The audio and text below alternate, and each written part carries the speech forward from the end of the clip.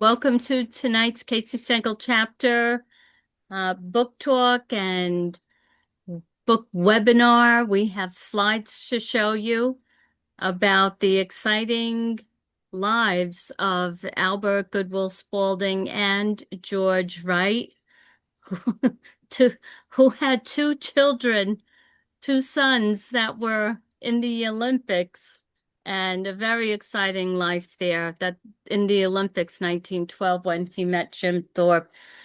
Jeffrey is going to talk about his book, Selling Baseball, and there'll be a Q&A. Jeff, is it okay if you give your presentation and then we'll take questions, or Sure, are that's you fine. okay? All That right, sounds that's how good. we'll do it. Yeah, All right then. And just a housekeeping check. Can everyone see my screen with the actual slides? Yeah, thank you, Karen. Okay, so got some feedback. All right, let's go for it. definitely. Evelyn, thanks for setting this up. Um, I've had a desire to get this information out to the New York chapter because we all know that George Wright was a New Yorker and spent his formative baseball years first in Harlem, where he lived with his father and family. His father was Sam Wright Sr., who was a cricket professional.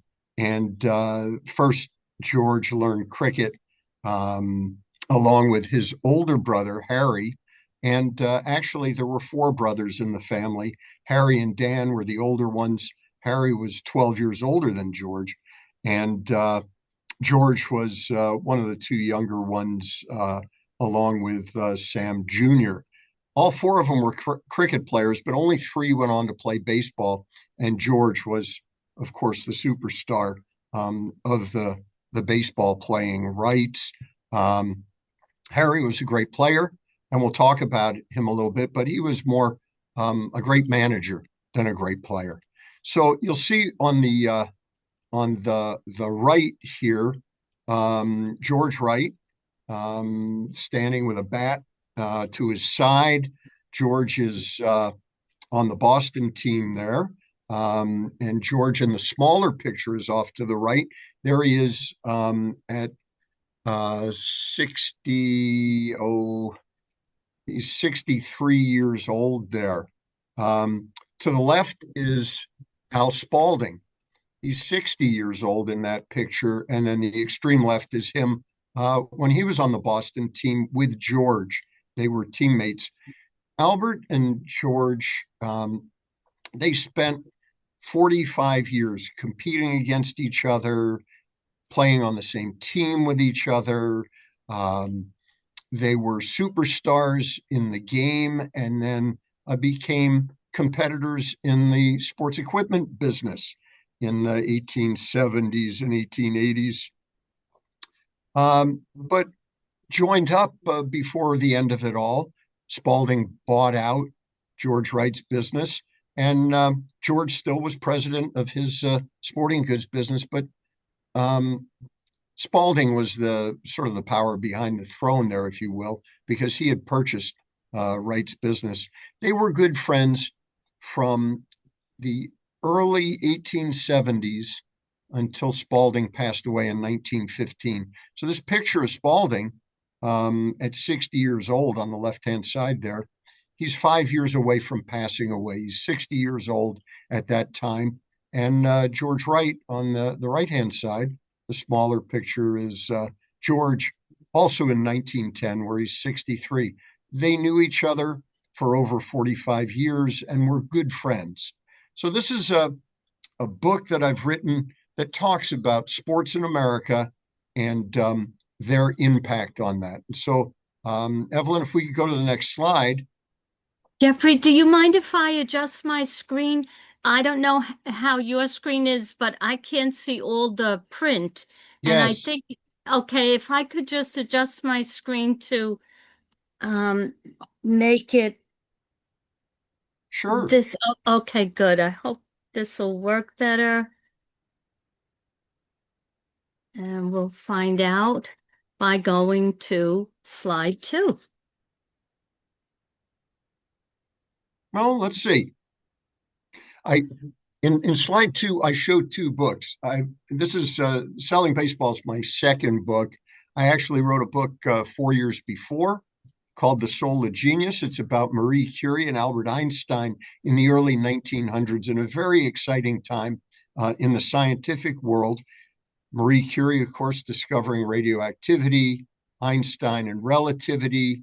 It was a book that was very much about the scientific world and the changes that were taking place, from Newtonian physics to quantum physics and that type of thing, and these people and their interactions. It's really more of a personal book than a scientific tome per se, but I got into the science pretty deeply, and by the time I published that book, I was ready to write another book that was completely different.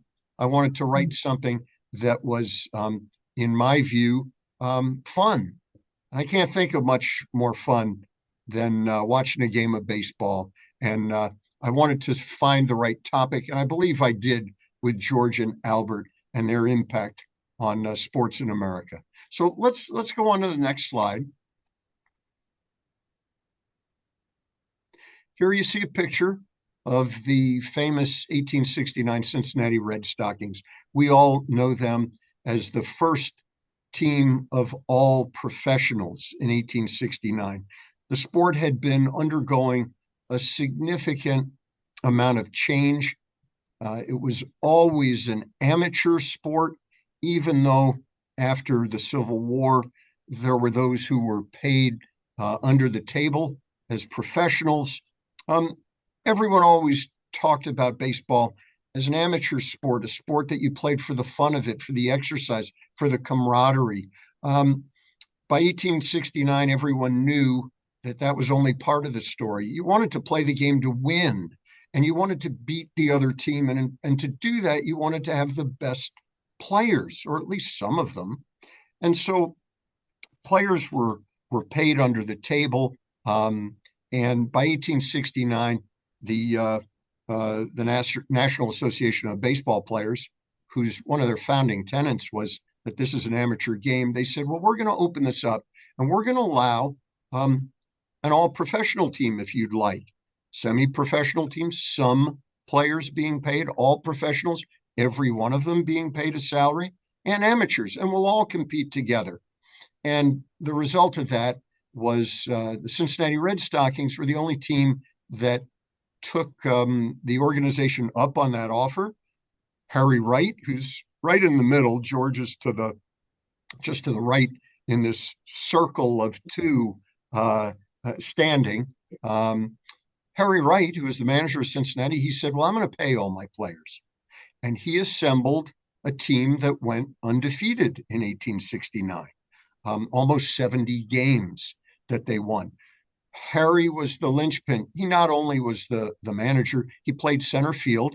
And George Wright, his brother, junior by about 12 years, he was the star shortstop. And George was not only the star shortstop, he was Mr. Everything in terms of a baseball player. He could hit for average, for power. He could steal bases. He fielded like no other shortstop. In fact, many people felt that he invented the modern shortstop position with the way he was able to field, with the range he had. He was ambidextrous. He could throw to first base with either hand very accurately. So these 2 guys, Harry and George, led the Cincinnati Red Stockings to this undefeated season. You take a look at the other players here, and they're well-known names in the 1860s, 1870s. Standing on the extreme left is Cal McVeigh, only 18 years old here. Charlie Gould, next to him, standing as the first baseman. There's Harry and George Wright, and Fred Waterman, the third baseman, standing there on the extreme right-hand side. You take a look at Andy Leonard sitting on the left-hand side. He played in the outfield. We've got Charlie Sweezy, the second baseman, sitting next to him. The guy with the big mutton chop sideburns, Asa Brainerd. We all know that Asa got corrupted into Ace. You had the ace of your staff, named after Asa Brainerd. And who else do we have there? One more, and the name's escaping me, but 9 guys who basically were the best at baseball at that time. Go to the next slide, and we see the team that was their competitor in the Midwest, erstwhile competitors, the Forest Cities of Rockford, Illinois. And I've got 2 guys circled here: Ross Barnes on the right, on the left, and Al Spalding, the big tall guy, on the right. Spalding was the pitcher. In this picture, he wasn't yet 19 years old. In 1869, he was the pitcher for the team. Ross Barnes played shortstop. He also was an excellent hitter.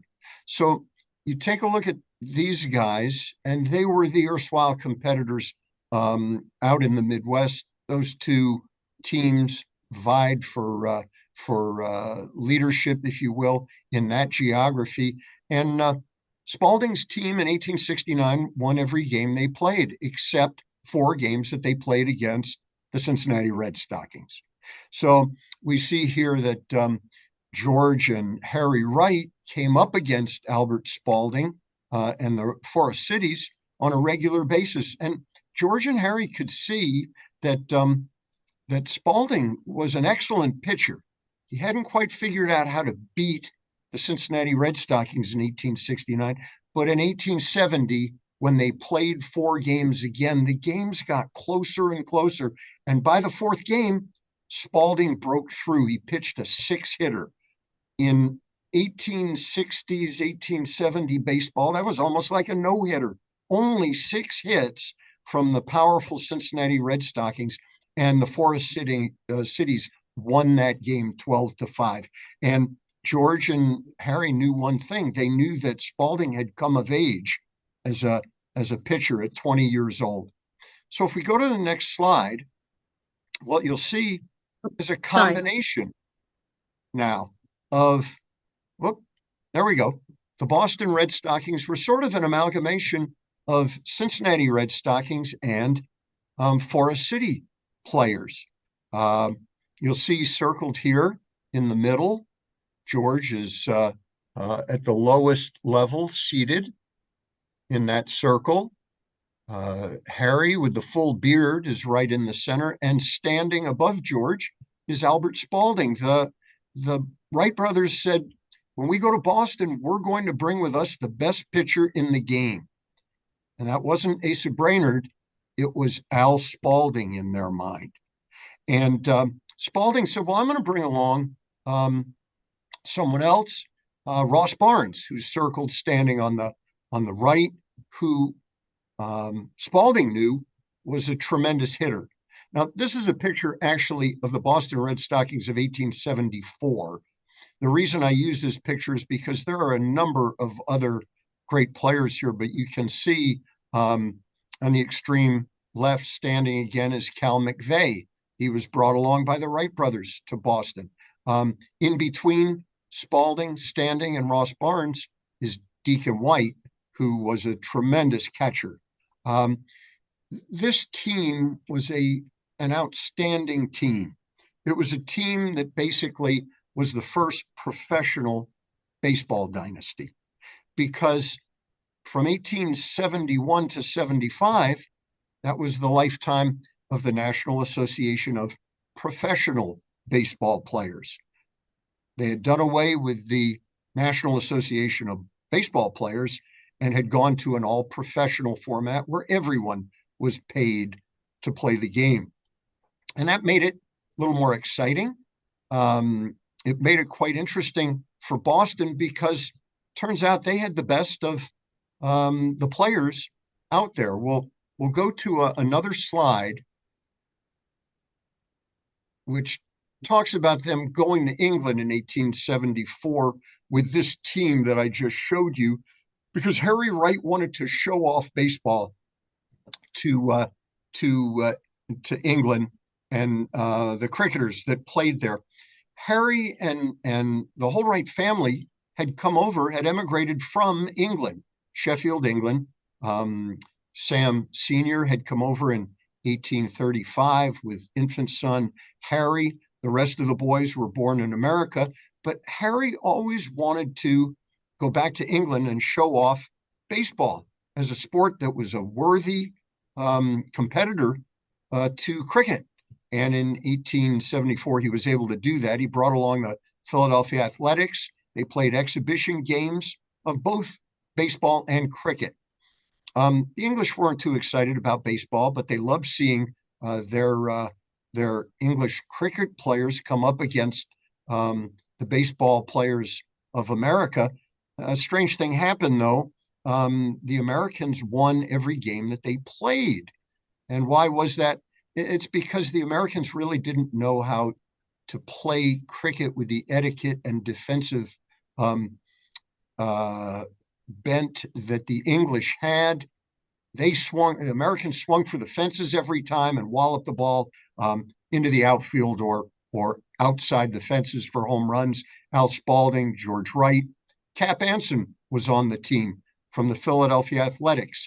But when they played cricket, it was the Boston and Philadelphia team together that played. And those guys really hit the ball well. They also fielded extremely well. Fielding wasn't the art in cricket that it was in baseball. And so between the excellent fielding and the mammoth home runs that they hit, they were able to win the contests that they played against the English. It was quite surprising. But you go on to the next slide, and what you'll see is the real reason the Boston Red Stockings were the dynasty that they were was they had the best players. They had the best pitcher, Al Spalding. You'll see over on the left, his one-loss record, successively increasing his wins, 19 in 1871, all the way up to 54 in 1875. Only 5 losses. And by the way, in 1875, the Boston Red Stockings did not lose a game in their hometown in Boston. It was amazing, the show that they were putting on. Well, they had the best hitter, Ross Barnes. He had moved over from shortstop to a second base because George Wright was the shortstop. And you'll see the batting average. He led the league a couple of years in 1872 and 73 with averages over 400. His combined batting average across those 5 years was 391. This guy could hit, and he could hit in a way similar to George. Lay down a bunt, hit for the fences, doubles all over the field, and just a tremendous hitter. And he was a great second baseman. George Wright, of course, king of the shortstops. His batting average started to decrease a little bit as time went on, but he did bat overall 350 in those years. And look at Harry Wright. With a team like this, Harry Wright, of course, was the manager that everyone wanted to see manage games. 4 consecutive titles from 72 to 75. What a tremendous record, 225, 60, and 7. But of course, it was the combination of Spalding's pitching and these great players that were able to back up what Spalding did. Spalding was, remember, pitching underhand through this whole time. Overhand pitching had not come into vogue. People were pitching strictly underhand or maybe a little sidearm. They were experimenting with the curve ball, which wasn't officially allowed at that time, but the ump would let them throw some curves. And it was an exciting time to be playing baseball for the Boston Red Stockings. The problem was by 1875, the Boston fans were becoming tired of all the winning. 54 wins and 5 losses for Spalding. The team as a whole, 71 wins, only 8 losses, 3 ties. I mean, when Boston fans came to the park, and they knew every game was going to be a win for Boston. They were getting a little tired of it.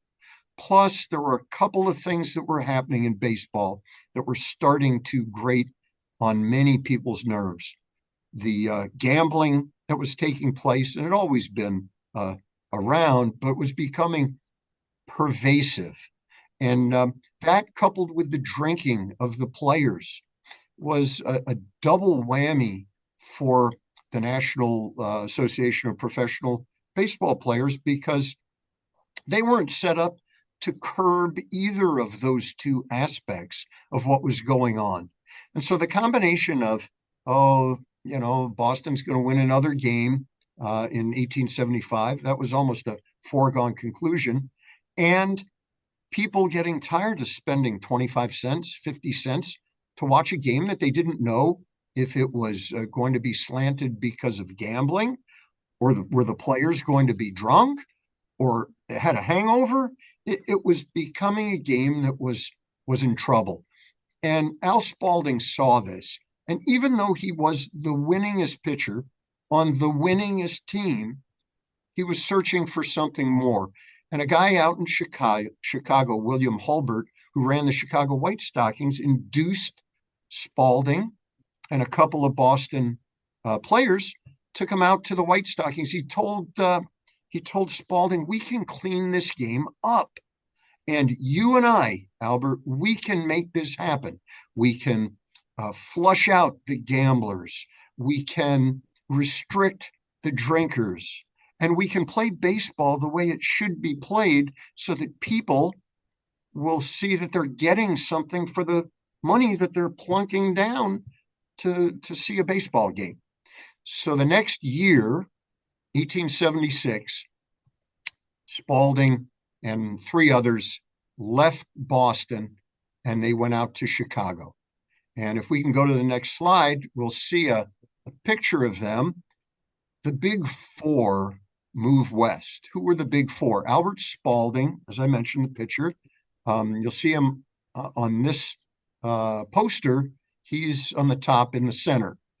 To the right is his erstwhile buddy, Ross Barnes. Down in the bottom on the right is Cal McVeigh, and bottom left is Deacon White. They were called the Big Four back then. You might think of the Yankees and their core four in the 1990s. These were the Big Four. They came out at William Hulbert's encouragement with not only an idea to clean up the game, but I'll pay you handsomely, he said, to come out and play that game. And they were the inaugural National League champions. Hulbert and Spalding set up the National League as the successor to the National Association of Professional Ball Players. And at that time, no one knew where this was all going to lead, but Hulbert had a pretty strong feeling that things were going to work out with these players being on the team. Spalding was not only the best pitcher, he was the best manager at the time, because he had a way of coaxing a lot out of these players. He wanted to be the next Harry Wright. Harry was a great player, then a great manager. He wanted to do the same thing, and he did it and then some. So he managed the team. He was their best. He was the pitcher. The best hitter, of course, was Ross Barnes, and they had a team that was very strong. They also got Cap Anson to come to the team, and it was quite powerful in 1876. So we'll go to the next slide. And what we see there is the latter half of the 1870s experienced some changes that were baffling to both Spalding and to George Wright. It was all about the curveball. The curveball was becoming the dominant pitch versus a fastball pitcher. Spalding was still pitching in 1876 underhand. He was a great pitcher. He won 47 games in 1876 when the Chicago White Stockings were able to to win the national title, but he couldn't throw a curveball for the life of him. And that was really the beginning of the end for Spalding in his career.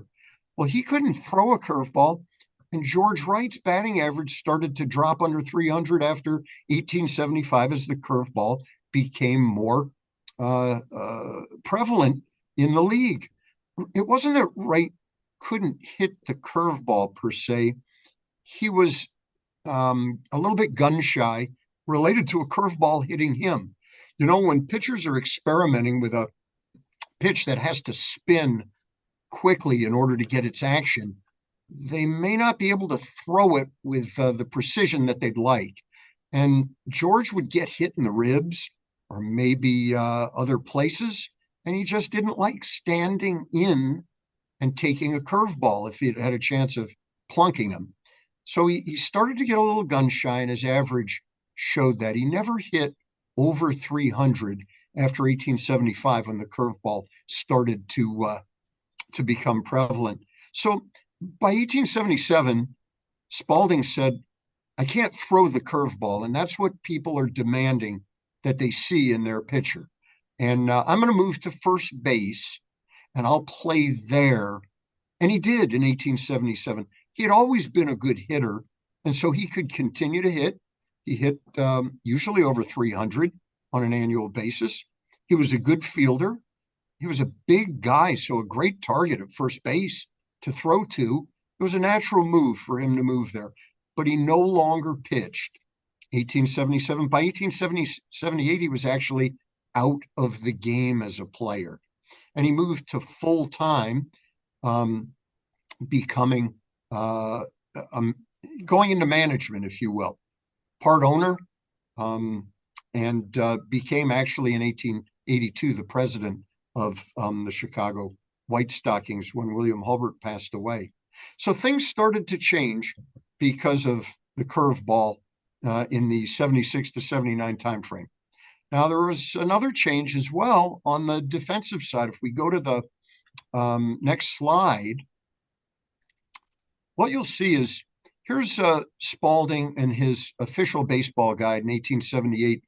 In 1876, when he came over to Chicago, one of the things he talked to William Hulbert about when they formed the National League was, I think there should be a league book that has statistics on the sport, rules and regulations, team player and statistics. Spalding also started to publish in 1878 a companion guide to the league book, and it was called Spalding's Official Baseball Guide. There was nothing official about it. It wasn't sanctioned by the National League, but Spalding took liberties all the time in his marketing approach to things. He had actually formed in 1876 a baseball equipment company called Spalding and Brothers with his younger brother, Walter. And this guide showed tips on how to play the game and also showed things about baseball equipment that you could buy from Spalding and Brothers. So it was a handy dandy book of statistics, tips on how to play the game, hitting, pitching, fielding, running. And by the way, if you want to play the game well, you should buy the best equipment from Spalding and Brothers. So the next slide shows the protective equipment that was coming into vogue as the game was maturing. I call it gloved and masked. Spalding and Wright recognized the value of protecting the players. Back in the late 1860s, George Wright had actually invented what was called the catcher's mouth guard. You'll see in this one page on the left-hand side, this is a page out of Spalding's Official Baseball Guide. You'll see right in the center, catcher's mouth protector. That was what George had invented in the 1867, 68, 69 timeframe. It was a molded rubber piece that fit in a catcher's mouth. No one could see it. The catcher would shove it up against his teeth so that if he got hit in the face, his teeth wouldn't come flying out or become mashed up. And so the catcher's mouth guard was something that the catchers sort of like to use because they could protect themselves somewhat and no one could see it, so that they weren't viewed as being less than the manly catcher that they wanted to project to the fans. Well, there was also something being invented at that time, 1877, 78, in Boston. Harvard, the captain of the Harvard college baseball squad, was inventing the catcher's mask. You see it up here on the left-hand side. Catcher's mask, as first invented by Fred Thayer. He patented the mask, and George Wright was in Boston, so he'd get a first-hand view of that at Harvard, and he convinced Thayer. He said, "You patent the mask, and I'll pay you a royalty to be the sole supplier of masks." Well, as you can see from this ad, Spalding was advertising his own mask. To hell with the patent. I'm going to market a mask just like George Wright or anyone else. And he did so, as well as other sports equipment companies, until the 1880s, when George Wright, Fred Thayer, they tried to enforce the patent, and they were successful. And Spalding and others owed them back pay for profits that they made at the expense of George Wright and Fred Thayer. You'll also see here that Spalding was involved with the glove in a big way. When Spalding moved over to first base, he'd been through a dozen years of his hand taking a tremendous pounding, just like all the pitchers who had the ball thrown to them every time they threw a pitch. It would be thrown back by the catcher. Well, Spalding's hand was hurting, and then playing first base, it was hurting even more because no one wore any gloves. And even though some people were starting to use gloves, Spalding changed everything when he said, "I'm going to use a glove at first base, but I'm going to have it be, rather than a flesh-colored glove that the people who were using the gloves were employing because they thought they'd get away with the fans not really noticing they were wearing gloves.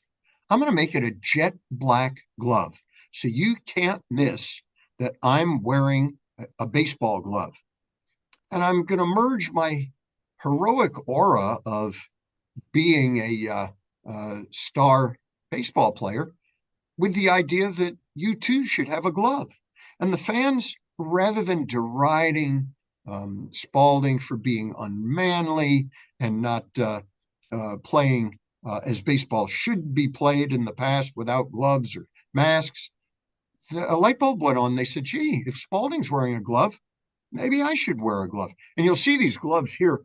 They weren't extensions of your hand like baseball gloves are today. They were more like a workman's glove or a race car driver's glove of today, with the fingers cut off so you could have ultimate flexibility, but padding around the palm of the hand to protect, not to be used as a fielding weapon, but to protect your own hands. So gloved and masked in 77 through 79 was sort of a catchers and fielders next step in terms of catcher's masks and gloves. As I show here, Spalding advertising all of these in his official baseball guide, and people really getting an idea that it's important to wear a glove and a mask. You know, when you go to a baseball game today, you'll see every player wearing a glove. When you first learn how to play baseball as a kid, you may not have a baseball. Someone else will bring that to the game. You may not even have a bat. There'll be a few bats around, but everyone brings their own glove to a baseball game if you're going to play. And they do because that's the most important piece of equipment for young kids as they learn how to play, to protect their hand and to use it now as an offensive weapon in terms of reaching for the ball, either in the outfield or in the infield. But they break in that glove as their own. And it's an interesting situation, mainly given a big push by Spalding and his ingenious marketing of the jet black baseball glove in 1877 and 78. So let's go to the next slide. And what you'll see here is by 1879, George Wright had decided he wanted to do one more thing in baseball besides be a star player. His average was starting to drop a little bit. He was still a good fielder, but he wanted to manage. And the Providence Grays in 1879 gave him that opportunity. This is a picture of the Providence Grays in their Messer Street Stadium in Providence, Rhode Island. I've got the guys circled here who are people you might know, starting in the middle, kneeling. That's George Wright. On the left-hand side, circled, is John Montgomery Ward. He was 18 years old that year and won 47 games. Just to the immediate right of George, circled, standing, is Jim O'Rourke, a future Hall of Famer. And to the extreme right is Paul Hines, who was a tremendous center fielder, great hitter, and I personally believe should be in the Hall of Fame, but that's a story for another day. These guys won the championship in a National League championship in 1879. And they won not only because George was a good player along with these other guys, but George had learned a lot about managing from his brother, Harry, who had managed for the Cincinnati Red Stockings, the Boston Red Stockings, and he put that to good use. We'll go to the next slide here. And what you'll see is something that was in the Providence, Rhode Island Morning Star, June 23rd of 1879. And now the sport commences. Yeah, we've been playing baseball for a couple of months, but now it's George versus Harry. It's the Providence Grays versus the Boston Red Stockings, brother against brother. We play 3 times here at Messer Street Ball Grounds. You can see it, June 25th, 27th, July 1st. It was an exciting matchup. They did the same thing. They played against Boston earlier in the year in Boston, 3 games. So this was more than just Providence and Boston. It was the 2 brothers who were playing against each other. Well, Providence prevailed. In the meantime, George had also opened up a baseball emporium in Providence. He was the shortstop and the manager there. And he formed a company, a partnership in Boston called Wright and Ditson. George had been in the sporting goods business for a decade, mostly in Boston, mostly as a sole proprietor. And he brought in a guy named Henry Ditson in 1879. And they went on to do a number of things, not only in baseball, but in other sports. Let's go to the next slide. You can see here, George put out sports journals just like Spalding did for baseball. He put out journals that were a whole range of things because he not only wanted to promote baseball, and he knew Spalding had cornered the market on baseball goods, but he promoted other sports as well to get sales of those pieces of equipment. So on the extreme left, you'll see a portion of George Wright's, it's his journal on American sports. And that particular Journal of American Sports Pastimes has on its front cover a picture of a tennis court and some guys playing tennis. In the early 1880s, tennis was becoming quite popular, and George and Henry Ditson were at the forefront of promoting it. Henry Ditson was known as a fellow who knew more about tennis than almost anyone in the country. And he promoted it and the equipment to play it faithfully.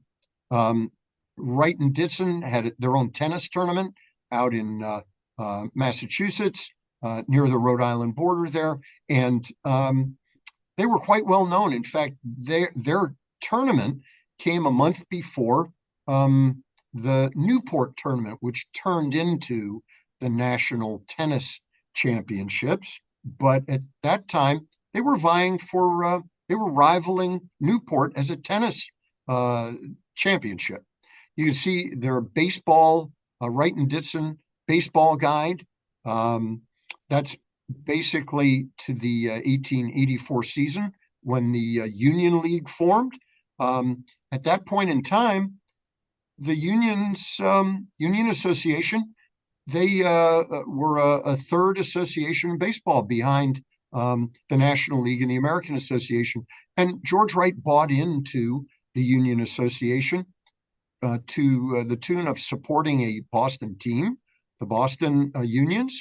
And in doing so, the Union Association said, great, we'll give you the right to publish a baseball guide, just like Spalding does in the National League. Al Reach did it in the American Association.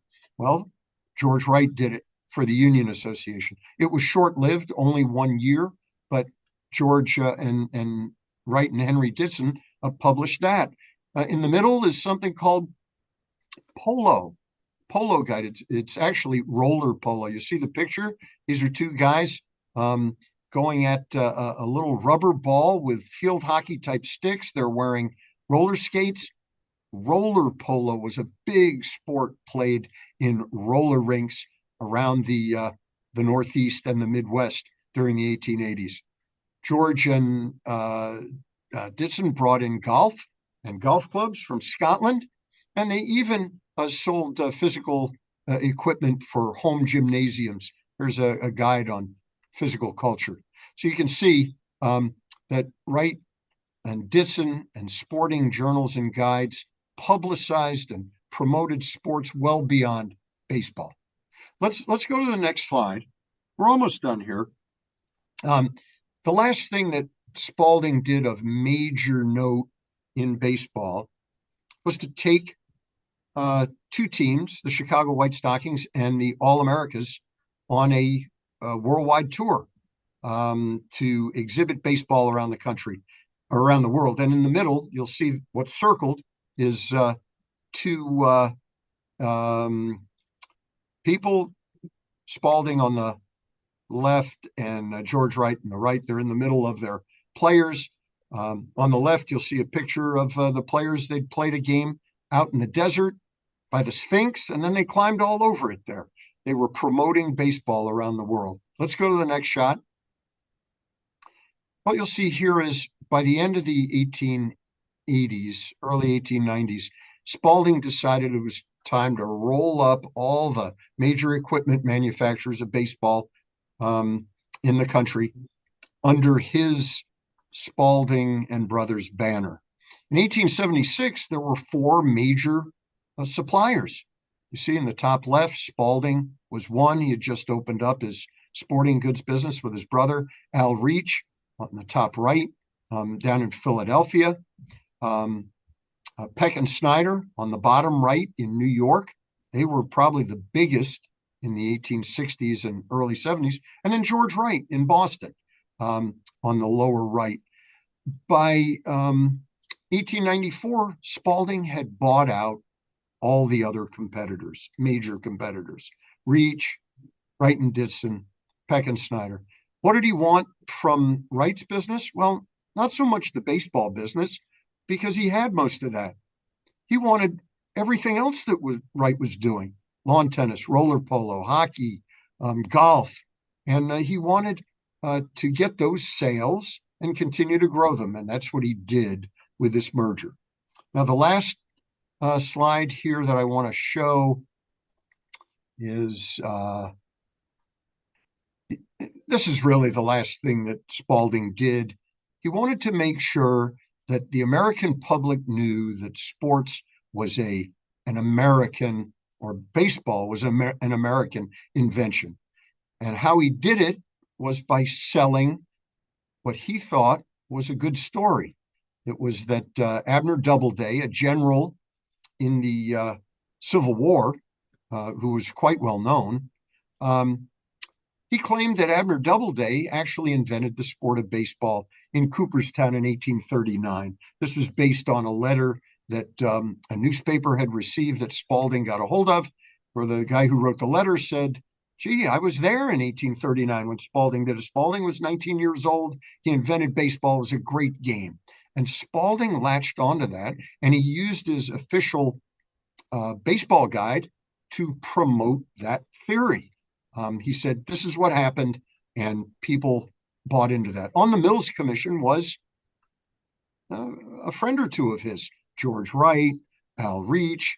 He had bought out their businesses. They were still friends. A couple of former National League commissioners. Mills was one of them. And these guys basically were rubber stamping what Spalding wanted, which was to say that, look at this. This game was invented by a genuine American hero, Abner Doubleday, a hero of the Civil War. Turns out the guy who wrote the letter about all this was 5 years old when Abner Doubleday was supposed to have invented the game. And he said he had played the game with Doubleday in 1839. So, we don't believe everything we read in the papers today or 100 years ago. So let's go to the last slide. And all this wants to wrap up this is all from a book that I wrote, Selling Baseball. It got a nice review and starred review on Book List, sneaky good baseball history, they called it. And I'm proud to have been associated with describing for you folks the beginnings of professional baseball. My last slide is just to say, if there are any questions, we can go to those now.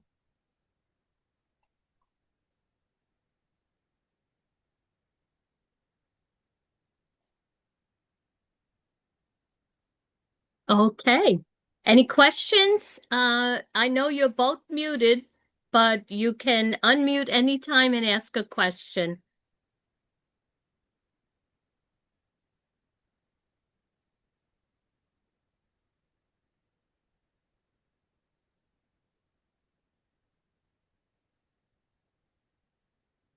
No? Well, we have 2 minutes before it's 5 to 8.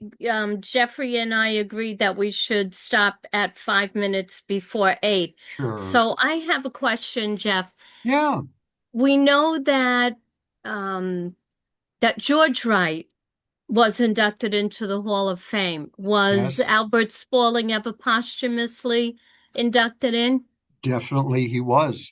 Um, he was inducted, and Harry Wright, George's brother. In fact, Harry and George are one of only two brother pairs that are in Cooperstown in the Hall of Fame. The other are the Wainers from Pittsburgh from the 1920s and 30s. But Harry and George, I mean, George lived till he was 90 years old, passed away in August of 1937.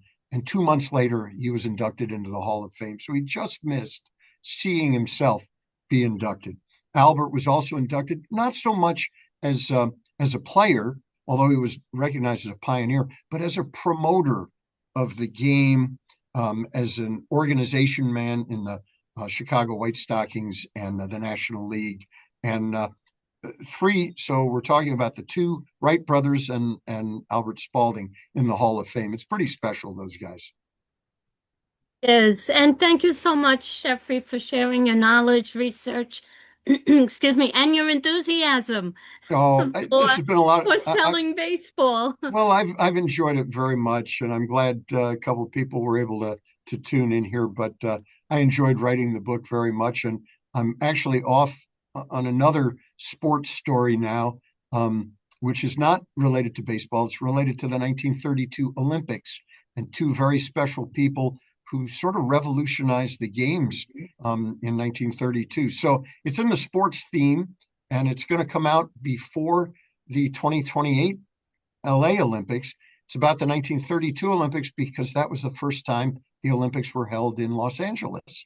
So Oh, okay. I'm just diving into that now, and I'm enjoying it very much. But this was a special book to write, and I enjoyed it immensely. And I hope you folks might take advantage of it being out there and enjoy it yourselves.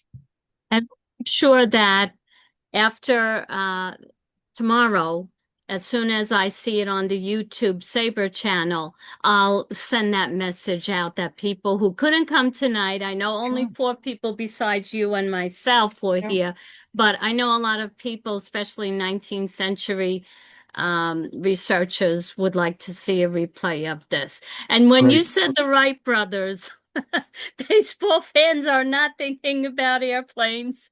Oh, thank you Yes. so much, Jeffrey. Thanks again. Good night, everyone. I'm going to end. It's going to be quick. Thank you for Good coming. night. Good night.